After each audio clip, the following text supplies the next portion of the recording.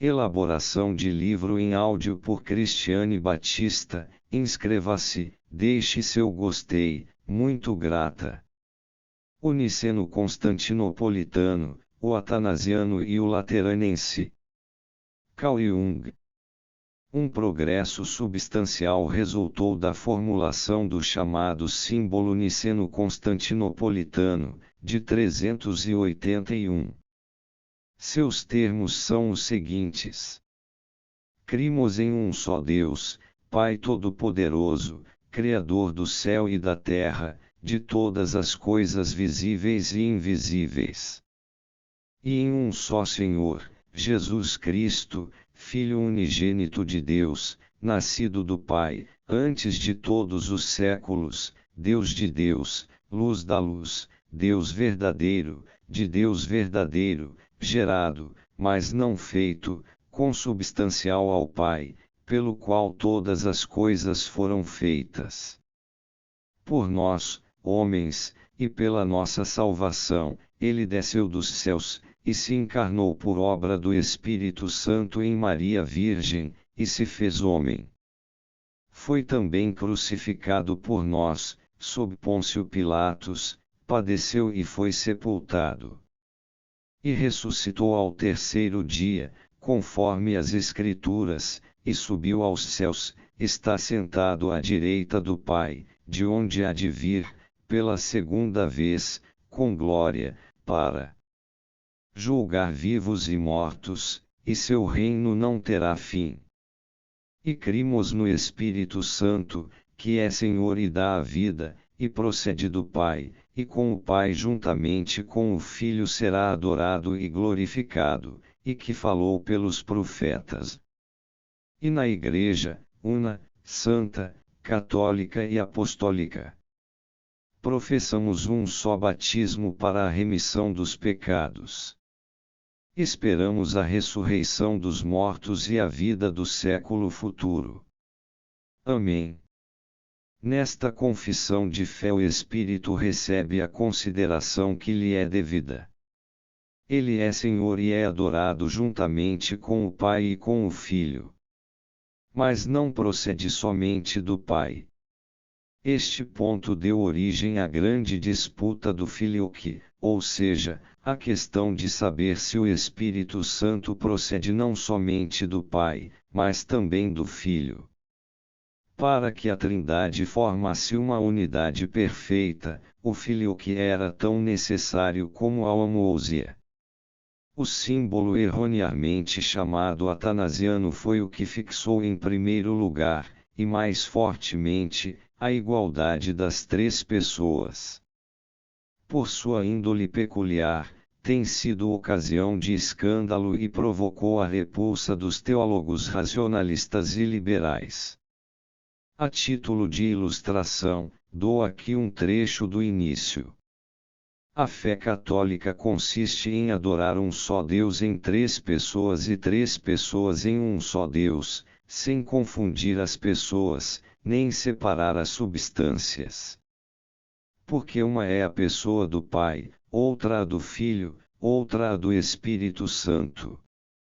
Mas uma só é a divindade do Pai e do Filho e do Espírito Santo. Sua glória é igual, coeterna à sua majestade. Tal como o Pai, assim é o Filho e o Espírito Santo. O Pai é incriado, o Filho é incriado, e o Espírito Santo é incriado. O Pai é imenso, o Filho é imenso, o Espírito Santo é imenso.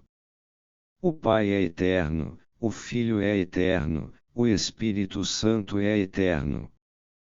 E todavia não são três eternos, senão um só eterno, assim como não são três incriados, mas um só incriado, um só imenso.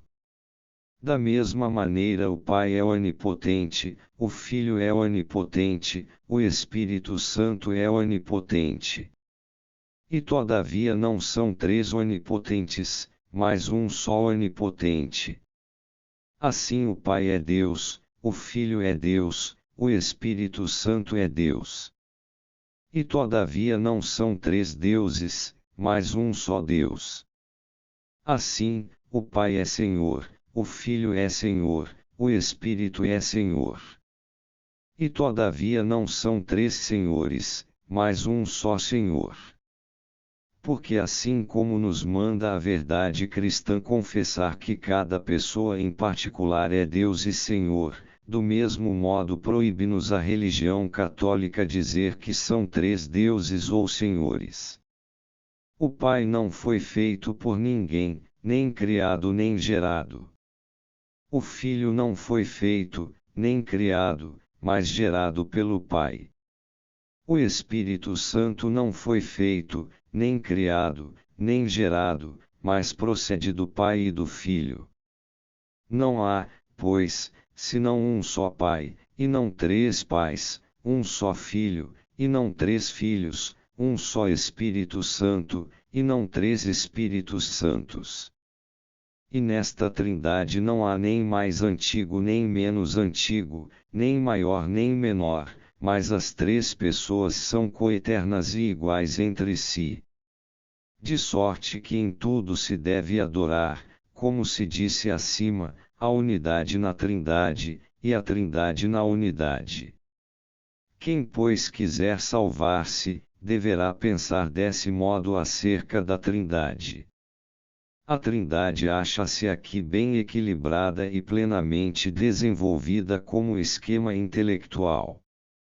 A homoousia une as três pessoas do mesmo modo. Uma outra variante é a que nos trouxe o símbolo do Concílio Lateranense, de 1215. Se haitiou aqui apenas o começo. Cremos firmemente e confessamos com simplicidade que só um é o Deus verdadeiro, eterno e imenso, todo-poderoso e imutável, incompreensível e inefável, Pai, Filho e Espírito Santo, três pessoas, mas uma essência, substância ou natureza absolutamente simples. O Pai não procede de ninguém, o Filho procede somente do Pai, e o Espírito Santo procede ao mesmo tempo de ambos, sempre sem começo e sem fim. O Pai gera, o Filho é gerado e o Espírito procede, todos os três consubstanciais, iguais entre si, igualmente onipotentes e coeternos. O Filho que foi assumido através deste símbolo na profissão de fé, e com isto se atribui ao Espírito Santo uma atividade e uma importância inteiramente próprias.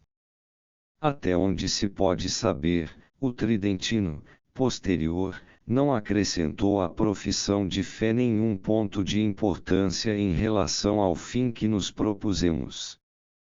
Antes de encerrar este capítulo, devo lembrar que no Liber de Espírito e Anima, da Alta Idade Média, foi feita uma tentativa de interpretação psicológica da Trindade.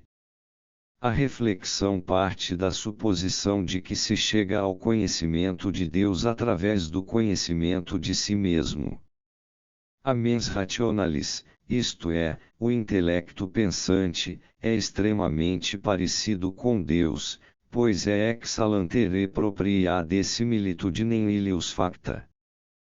Se o intelecto reconhecer sua semelhança em relação a Deus, conhecerá tanto mais facilmente o seu Criador.